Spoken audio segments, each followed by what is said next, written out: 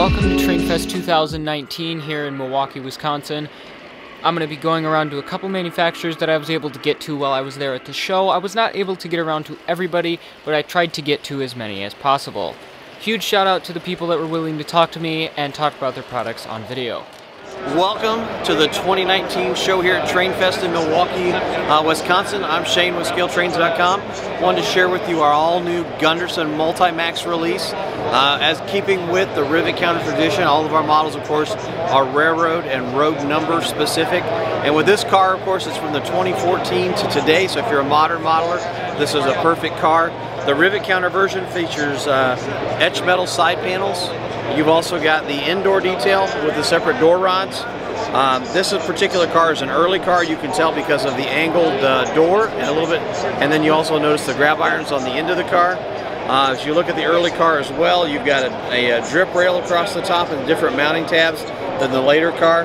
This particular one, as I move it around, you can kind of see some of the, as the light hits it, you'll see two sets of bolt patterns there. This, of course, is a bi-level car. And then on the early car as well, made a mistake on the deco sample, we'll fix it on production. But you've got an outside mount for the brake brackets. It should be an inside mount, we'll get that corrected, as well as the difference on the brake rods. If we step to the later car, this is actually a tri-level version. You can see the different, the bolt patterns for the tri-level as well. The later car doesn't have the drip rail and has different mounting tabs at the top. Has a different height ladder than the early car.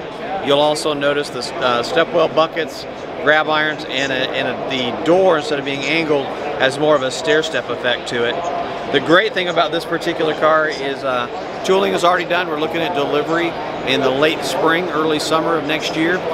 Price point for the rivet counter car is anywhere from $69.99 to $74.99, depending on the quantity you buy. If that's a little bit out of your price range, we're also offering an operator version.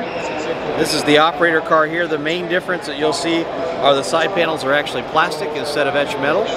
If you look at the end of the car, you'll also notice the door rods aren't here, but the holes are. We'll sell a detail kit that you can actually apply that. One of the major differences between the cars on the underside of the car, you'll notice on my right hand here where my thumb's moving, this is the rivet counter car.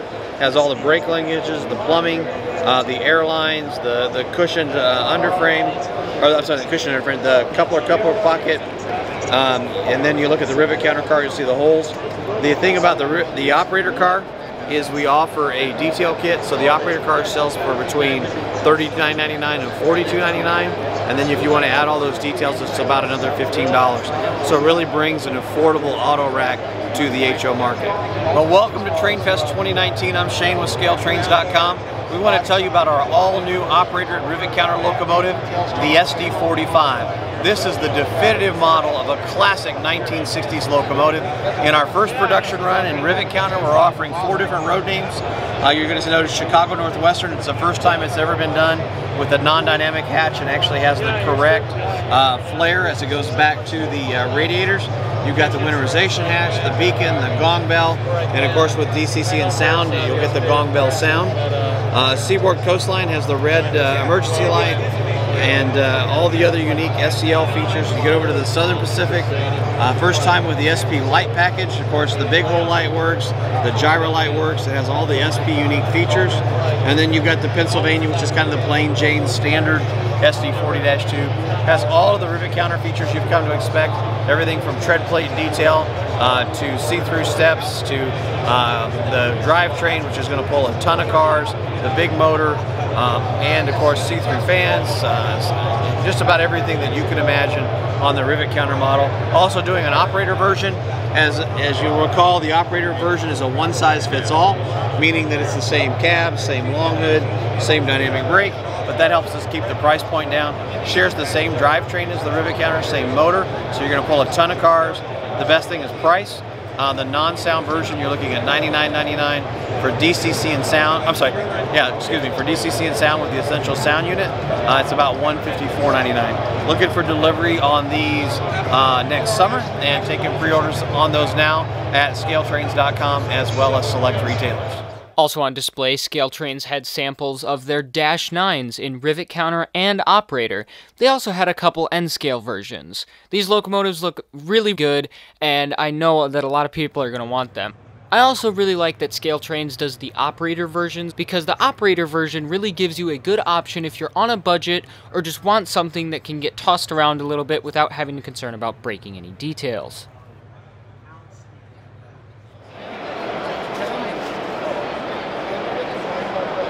So the Lamplighter System is designed with fiber optics in mind. So it's designed with a very high intensity light. Really, it's the same as you'd use in a car headlight. Then it's got a tremendous amount of heat sink in here to be able to get rid of that energy so it doesn't burn the light out. And then the rest is really just optics to be able to get the light into the fiber. Once you've got the light in the fiber, you can run lengths of 30 foot or more of lighting down that fiber. So all you need to do though to light something is just mount the lamplighter underneath your layout, drill a hole, stick the fiber in. We have two sorts. The first one is Lamplighter 1. Cost on that one is $85 with 30 foot of fiber. We then have the Lamplighter 2, and that box is $139 with 60 foot of fiber. And you can choose the size of fiber you want, 1mm fiber, 1.5mm fiber. So that's the system. At the Walthers booth, they had a bunch of items focused on the steel mill industry, including this new NW2 from Walthers Mainline, a Walthers Proto slag car, and a Walthers Proto hot metal car. Also on display were the new Walthers Trainline GP15s. I really like these engines, and if they're as good as the old Walthers Trainline GP9Ms, you can guarantee that I'm going to have some of them. They also had samples of the new Woodside 40-foot boxcars. These are really great models for those modelers that are looking for an inexpensive Woodside boxcar that's not a kit. They also had quite a stock of Walthers mainline locomotives, including these GP9s with the chopped hood, SD60s, and brand new GP9s with high hood variant. They also had quite a few modern diesel locomotives, including the GE ES44AC with many different paint scheme variants, and the EMD SD70 ACE, including this George W. Bush unit, which is highly detailed with the optional Walthers mainline detail kit. I'd like to give a quick shout out to Carter's Trains. Link in the description to his channel. Be sure to go check him out. Really great rail fanning and model railroading if you look at his second channel. I would like to thank him very much for providing all of the videos from Walthers and a couple of the shots of the Scale Trains auto racks. So huge shout out to him. Be sure to go check him out and be sure to hit that subscribe button on his channel because he's got some pretty good content. Thank you guys very much for watching this video. Be sure to like and subscribe, and I will see you in the next video.